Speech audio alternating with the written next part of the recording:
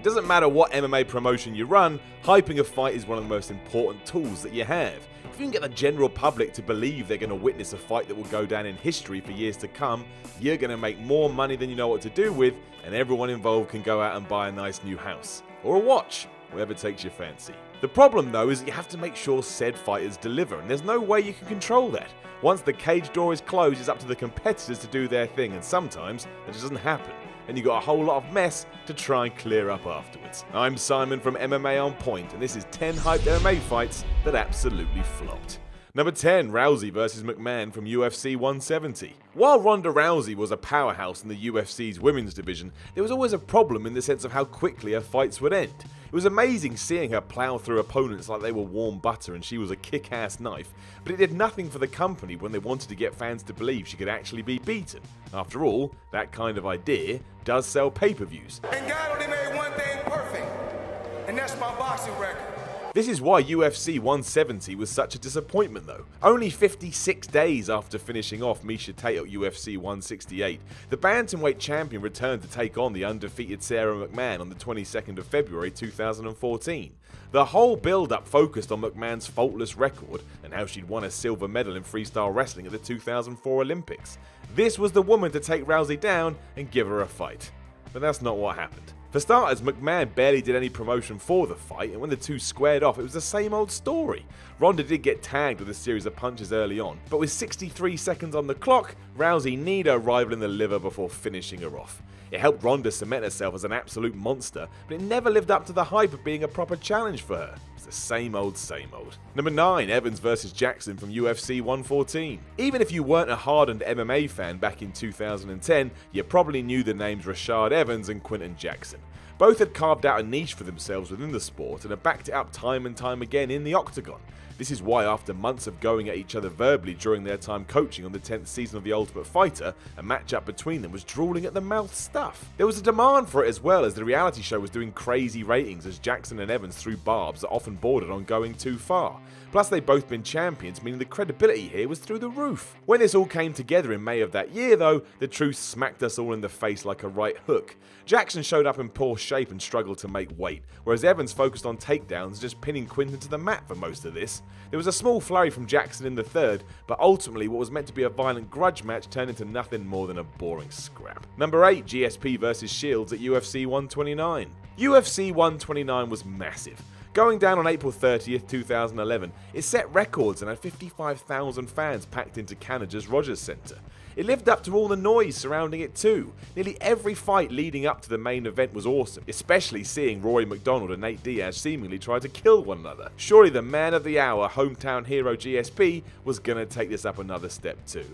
Well no, he did not. While he had been destroying everyone for more than 3 years at this point, the Pierre-Shields matchup was a bit lopsided, despite UFC's attempts to paint Shields, who they'd poached from Strikeforce, as a man whose chokes were as dangerous as a KO punch. And while that may have been true too, you'd never have known because barely anything happened when the two went at it. GSP clearly didn't want to go to the ground with Shields, so merely annoyed him with a few meagre shots, whereas the challenger failed miserably with his takedown attempts that made him look amateurish. It got worse when frustration set in and Shields raked GSP's face over and over again in a move that seemed to be on the vicious side and raised a lot of eyebrows. When all was said and done, however, this was a massive flop. Fans gave up and left before the final bell, and eventually GSP won the thing on points. But it sucked. Number 7, Silva vs Leites from UFC 97. There's a reason Anderson Silva rose up to the top of the UFC ranks. It was mostly thanks to his incredible fighting style and how he would finish fights. That is when he felt like doing so anyway. The very definition of an up and down fighter, Silva would often appear to be somewhat unmotivated, and it would come across horrendously when you tuned to watch him go at it. This was never more apparent than at UFC 97 against Thales Leites. Apart from the fact Leites basically lay on his back for the entire duration, Anderson seemed reluctant to go for the killing blow, even though time and time again he did try to encourage his opponent to come out swinging. This never happened though, and instead we essentially had two fighters dancing around each other, refusing to get into the heavy stuff. Afterwards, Silva claimed the reason for this was because the pair were friends, but that seems dubious at best, especially as there's no real evidence for that. Either way, given fans had spent money to watch this on pay-per-view, it was nowhere near the caliber that really should have been. Number 6, Shamrock vs Gracie 2 from UFC 5. Even years before UFC made it to the big time that it has today, a matchup between Ken Shamrock and Royce Gracie was massive. It was two of the best the sport has ever offered during a time when the company was trying to make its mark. It's why the pair were put in a rematch at UFC 5, and why the UFC bet a lot on both sides showing the world what MMA was all about. Unfortunately, Shamrock and Gracie had other ideas.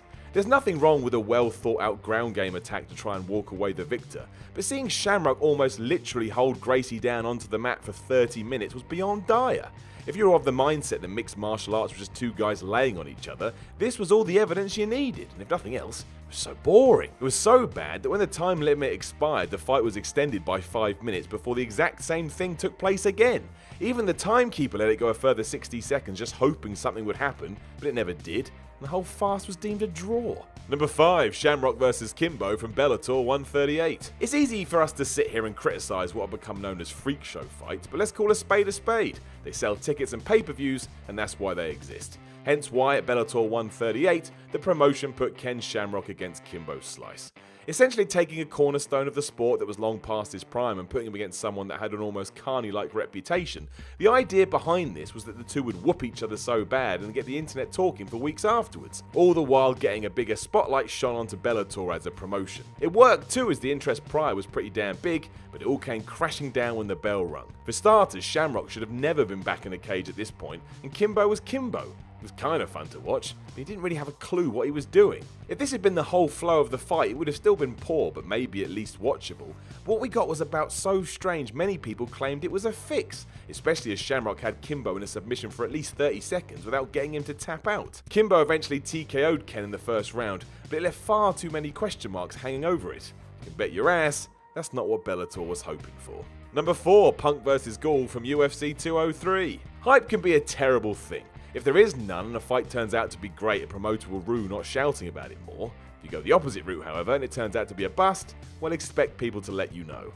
This was CM Punk's UFC debut in a nutshell. There was always going to be tremendous interest around the former WWE man because of the transition he was making. MMA fans wanted to see him get his ass whipped for even daring making the move across from a fake sport, whereas wrestling fans dared to dream he could cause a massive upset. In reality, that was never going to happen given Punk's limited training time, but what actually happened was the worst case scenario and then some. Punk was eaten alive by the lifelong trained Mickey Gall. To say it was embarrassing was an understatement. Over in 2 minutes and 40 seconds of round 1, Gall battered Punk from pillar to post before making him tap out with a choke. Punk barely looked like a pro, which in many ways he wasn't. It was a horrible wake-up call for anyone that had bought in hook, line and sinker, even though really, it was always going to happen. Number 3, Lesnar vs Overeem from UFC 141. A bad fight isn't always due to two fighters not giving the fans what they're expecting, because sometimes life comes along and ruins it before a single punch is thrown. That's essentially what happened when Brock Lesnar took on Alistair Overeem at UFC 141. Lesnar's MMA career had been plunged into uncertainty after back-to-back bouts with diverticulitis that would eventually result in surgery. How he would ever step into the octagon again was anyone's guess. Somehow he did recover enough to take on Overeem, but within seconds it was clear this illness had more than played its part. Obviously aware of what Brock had been through, Overeem went straight after the body of Lesnar, and it was simply too much for him to take. It was done and dusted before the first round was even over, mostly because a repaired stomach that almost kills you is not a weakness you want exposed. It was a huge shame, as this should have been an absolute war between two massive men, but instead, it was done before you could blink an eye. Number 2, Sylvia vs Arlovski from UFC 61. The saying has always been that you can have too much of a good thing, and Tim Sylvia and Andrei Arlovski seemingly went out of their way to prove that was true when they met at UFC 61. The third fight of a then trilogy, UFC were right to push this as a must-see because of what happened in their first 2 bouts. Both men had kicked ass in those brawls, pushing each other to the limit and holding a win apiece after both being successful in the first round. All that surely meant that here, we were in for an instant treat. Well, again, no, we weren't. Instead, Sylvia and Arlovski were so terrified about losing, they basically just looked at each other for all 5 rounds. Boring isn't even the right word for this, and by the end, where Sylvia won by decision, everyone in attendance looked ready to fall asleep. It was the worst way for the rubber match to go, as UFC had pegged this as one of those fights that would go down in history and promoted it that way. They were right. Problem was, it's for all the wrong reasons.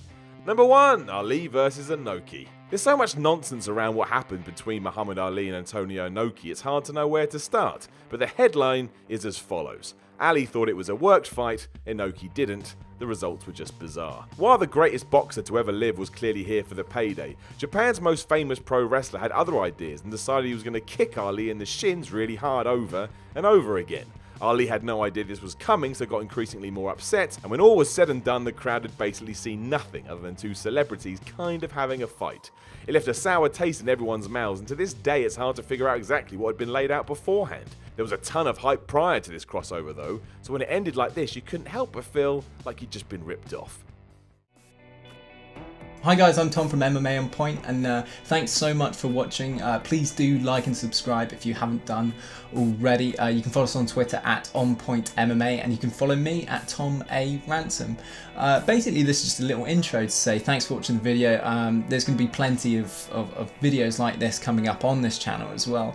I'm starting this up with a friend of mine from the US, a guy called Jason. He's going to be doing just some tremendous analytical videos for you as well. We basically started this channel so that there would be more interactive media for the MMA fans out there, especially on YouTube, where we're going to be doing most of our content. But we've also started a Patreon as well. So, you know, if you do like this content and if you do really want to support us and help us make more of this content, then please visit our Patreon page and you know, support. And there's going to be plenty of tiers there. We're starting up a podcast, so there's lots of great things coming. But thank you so much for watching. Like I said, there's going to be more lists coming out. Jason's going to be performing some fantastic analytical videos that are going to be on the channel as well. But yeah, no, thanks again, and talk soon.